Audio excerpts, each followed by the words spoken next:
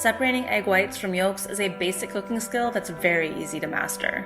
Start by cracking your egg against a flat surface. Then hold the egg over your bowl and gently press both thumbs into the crack to separate the two sides of the eggshell. As you pull the eggshell apart, turn the sides up like a cup to catch the egg yolk. The white will overflow the eggshell half and most of it will fall into the bowl.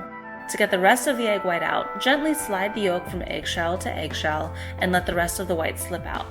Plop your egg yolk into another container and move on.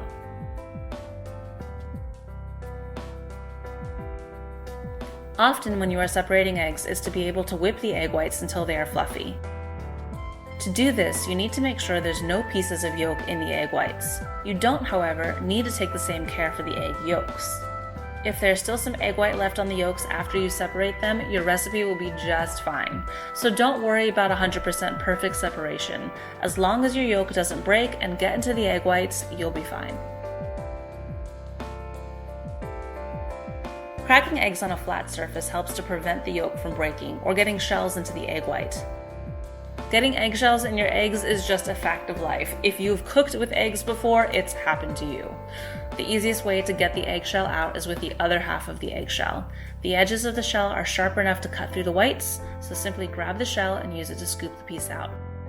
Done!